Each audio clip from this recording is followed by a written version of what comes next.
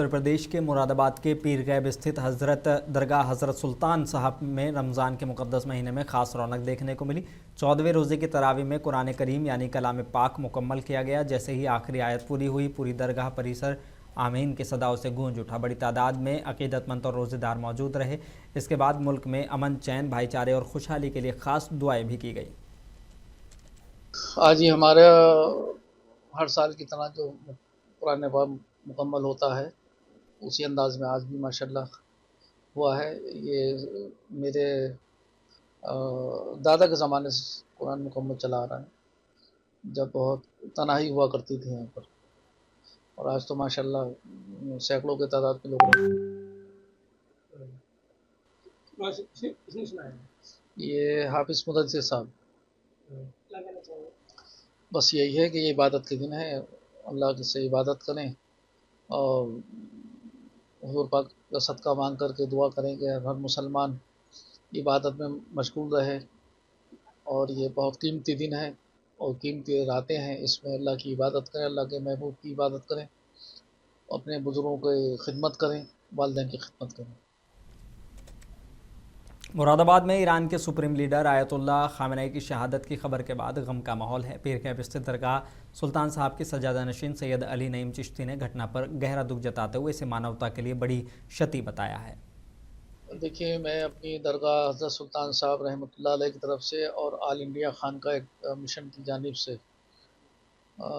बहुत दुखे मन से, दुखे दिल से मैं ये कहना चाहता हूँ कि हमारे सैयद साहब को जो शहीद किया गया है, इस ज़ालिमों ने,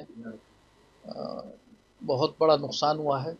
खाली ईरान का नुकसान नहीं हुआ, पूरी दुनिया का नुकसान हुआ है, पूरी दुनिया का नुकसान हुआ है। और आज की तारीख़ में ये नहीं कि शिया मसलक के लोग उनके गम में रो रहे हैं, नहीं, ऐसा नहीं है। सुन्नी भी बहुत रो रहे हैं। मैं सुन्नी हूँ, मैं रोया उनकी मोहब्बत में। बहुत बड़ा नुकसान हुआ है। खामेनी साहब जिसके जाने से एक हिंदुस्तान की नहीं, एक दुनिया की शख्सियत रवाना हो गई। और बस यही दुआ है अल्लाह ताला से कि इस अमेरिका और इज़राइल को अल्लाह ताला कोई ऐसा हाकिम बिठाए, ऐसा कर दे कि जिसमें इस तरीके से ये भी इसका इनको भुगतान मिलना चाहिए, सज़ा मिलनी चाहिए इनको। दुआएँ की आज हमारे यहाँ भी उनके लिए दुआ की, दुआएँ मग़फ़िरत की गई है। बहुत कीमती आदमी को मारा है, बहुत कीमती आदमी को मारा है। छोटे मोटे इंसान नहीं थे वो, बहुत बड़ी शख्सियत थे। अल्लाह ताला उनके रुतबे को बुलंद अता फ़रमाए, उनकी मग़फ़िरत अता फ़रमाए, उनकी जन्नत को जन्नत का बाग़ अता फ़रमाए।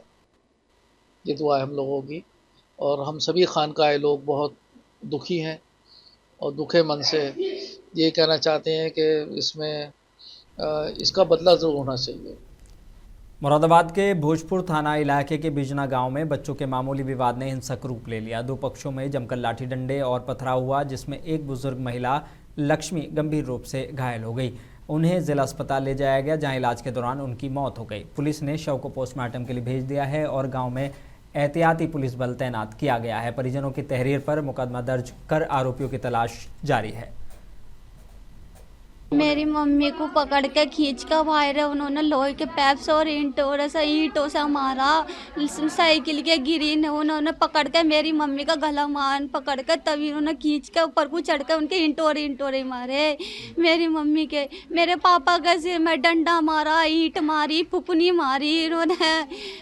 मेरे ऊपर में उसकी राजीव की बहू रिंकू, अमन, डम्पल, जो सारे राजीव की बहू। और बिजनौर के मंडावली थाना इलाके के भागूवाला गांव में होली के मौके पर भाईचारे की खूबसूरत मिसाल देखने को मिली है। मुस्लिम समुदाय के लोगों ने पुलिस टीम पर फूलों की बारिश कर उन्हें होली की मुबारकबाद दी है। चौकी प्रभारी संजय सिंह की कार्यशैली से प्रभावित लोगों ने पुलिस का स्वागत किया। इस दौरान दर्जनों लोगों ने आपसी सौहार्द का संदेश देते हुए कहा कि त्यौहार मिलजुल कर मनाने से समाज में भाईचारा और मजबूत होता है।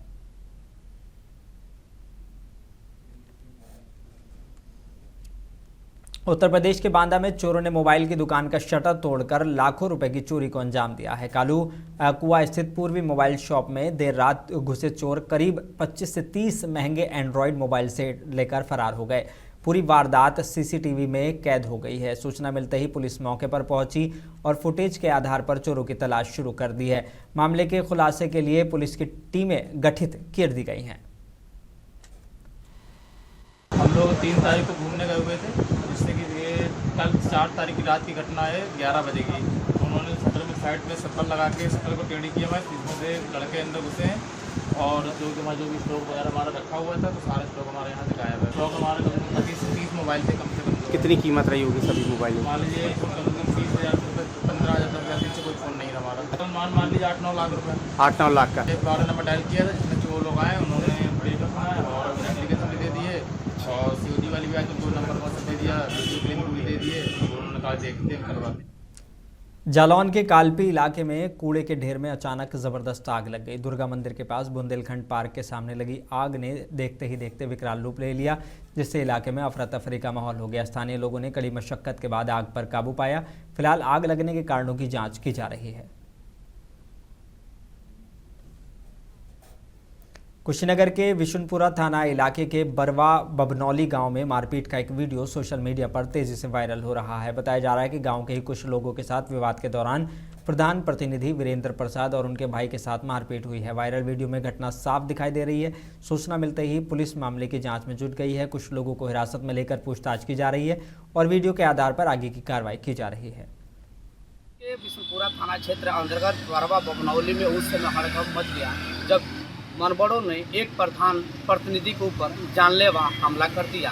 आपको बता दें कि एक तरफ होली त्यौहार को लेकर के एक दूसरे को गुलाल लगाने में लगे थे, तो वहीं कुछ मनबड़ों ने एक प्रधान प्रतिनिधि और उनके भाई के ऊपर जानलेवा हमला कर दिया। वहीं आपको बता दें कि स्थानीय लोगों का कहना है कि उनको तत्काल जिला अस्पताल लेकर के गया, लेकिन उनको हालत को नाजुक को देखते हुए जिला अस्पताल से रेफर कर दिया गया और गोरखपुर में उनका इलाज चल रहा है, लेकिन अभी भी उनकी हालत बहुत नाजुक बताया जा रहा है। जैसे ही सूचना बिशनपुरा थाना अध्यक्ष को मिला, मौके पर पहुंच करके और कुछ लोगों को हिरासत में लेकर के जांच में पुलिस जुटी हुई है। मौसिफ टीवी से टीपू सुल्तान, कुशीनगर। बलरामपुर बहराइच मार्ग पर एक दर्दनाक सड़क हादसे में पिता और पुत्र की मौत हो गई है। तेज रफ्तार अज्ञात ट्रक ने बाइक सवारों को टक्कर मार दी, जिसमें विमल मिश्रा 50 साल और उनके बेटे सोनू मिश्रा 24 साल की मौके पर ही मौत हो गई। दोनों बलरामपुर के खलवा मोहल्ले के निवासी थे। हादसे के बाद परिवार में कोहराम मच गया है। सूचना पर पहुंची पुलिस ने दोनों शवों को कब्जे में लेकर पोस्टमार्टम के लिए भेज दिया है और ट्रक की तलाश शुरू कर दी है। बिजनौर शहर के मोहल्ला काजीपाड़ा में गाने बजाने को लेकर पड़ोसियों के बीच विवाद इतना बढ़ गया कि मामला झगड़े तक पहुंच गया। इस दौरान एक युवक हाथ में तमंचा लेकर और लहराते हुए और पत्थर फेंकते हुए कैमरे में कैद हो गया। घटना का वीडियो सोशल मीडिया पर वायरल हो रहा है। पुलिस ने मामले का संज्ञान लेते हुए तुरंत कार्रवाई की और तमंचे के साथ युवक को गिरफ्तार कर लिया गया है। फिलहाल पुलिस पूरे मामले की जांच में जुटी हुई है। अवगत कराना है कि आज दिनांक 4 तारीख को थाना कोतवाली नगर के काजीपाड़ा में दो पड़ोसियों के बीच में गाना बजाने को लेकर कहासुनी हो गई तथा आपस में मारपीट हो गई। दोनों पक्ष एक ही समुदाय के हैं। पुलिस के द्वारा तत्काल सूचना को संज्ञान में लेते हुए सुसंगत धारा में अभियोग पंजीकृत कर लिया गया है। एक पक्ष के द्वारा एक लड़के के द्वारा तमंचा लगाने की बात सामने आई थी। इस सूचना पर तत्काल पुलिस के द्वारा लड़के को गिरफ्तार कर लिया है तथा तमंचा बरामद कर लिया गया है। मौके पर कानून व्यवस्था की कोई समस्या नहीं है। अन्य विधिक कार्रवाई। जौनपुर शहर कोतवाली थाना इलाके के भंडारी रेलवे स्टेशन के पीछे कदम रसूल छोटी लाइन इमामबाड़ा में कुछ अराजक तत्वों ने इमामबाड़ा का ताला तोड़कर अंदर पहुंचकर जमकर तोड़फोड़ की है। सूचना मिलते ही मौके पर भारी संख्या में पुलिस फोर्स पहुंची और मामले की जांच में जुट गई है। इस मामले में एसपी ग्रामीण आतिश कुमार सिंह बोले कि मामले की जांच की जा रही है और कड़ी कार्रवाई की जाएगी। गौरतलब है कि होली का पर्व मनाया जा रहा था और इस दौरान इमामबाड़े पर सुनसान जगह देखते हुए कुछ अराजक तत्वों ने पीछे के गेट का ताला तोड़कर अंदर घुसे और वहां रखे सामान के साथ इमामबाड़े में तोड़फोड़ की। और बता दें कि पंचतनी कमेटी के अध्यक्ष शाहिद मेहंदी ने इसकी सूचना तत्काल पुलिस को दी। मौके पर शहर कोतवाल V P Singh, CO city Goldy Gupta, CO Sadar Devesh Kumar, CO Mariyahu Parmanand Kushwaha सहित भारी संख्या में फोर्स पहुंची और जाँच शुरू कर दी है। देखिए, ऐसा है, अराजक तत्वों की कोई कमी नहीं है। अराजक तत्व हमेशा कुछ न कुछ डिस्टर्बिंग एलिमेंट्स काम किया करते हैं, लेकिन हमारे जौनपुर की गंगा जमुनी तहजीब ऐसी है जिसमें तमाम धर्म के लोग बड़ी समझदारी से काम लेते हैं और यहाँ भी हम लोग बहुत ज़ब्त और तहम्मुल से काम ले रहे हैं। इस वजह से कि प्रशासन ने वादा किया है कि पूरे तौर पर इसकी हम कार्रवाई करेंगे भरपूर तरीके पर और जाहिर है कि हर समाज और हर माशरे के लोग, यहाँ पूरा मजमा पूरे शहर का जमा है, तमाम अंजुमनों के लोग इकट्ठा हैं, लेकिन उसके बावजूद सब अपने को धैर्य के साथ रखे हुए थी कि प्रशासन ने आश्वासन दे दिया है कि कार्रवाई होगी, और ये पूरा तौर पर कहा है कि यहाँ कैमरे लगेंगे। जिला मुरादाबाद के मझौला थाना इलाके के सोनकपुर ओवरब्रिज के पास एक दंपत्ति के शव मिलने से इलाके में हड़कंप मच गया है। शुरुआती जांच में सामने आया कि पति ने पहले अपनी पत्नी की चाकू गोदकर हत्या की और फिर उसी चाकू से खुदकुशी कर ली। मृतक पति विनोद और पत्नी ममता के बीच काफ़ी समय से बच्चा नहीं होने को लेकर अक्सर विवाद होता रहता था। घटना की सूचना मिलते ही नगर पुलिस अधीक्षक कुमार रणविजय सिंह पुलिस बल के और फॉरेंसिक टीम के साथ मौके पर पहुंचे और शव को कब्जे में लेकर पोस्टमार्टम के लिए भेज दिया गया है और पुलिस मामले की जाँच कर रही है। देखिए, आज 3 बजे के आसपास दोपहर में एसएचओ मझौला को सूचना मिली कि काशीराम कॉलोनी के जंगलों में एक व्यक्ति घायल अवस्था में पड़ा हुआ है। इस सूचना पर तत्काल पुलिस मौके पर गई और उनको वहां से अस्पताल भेजा गया।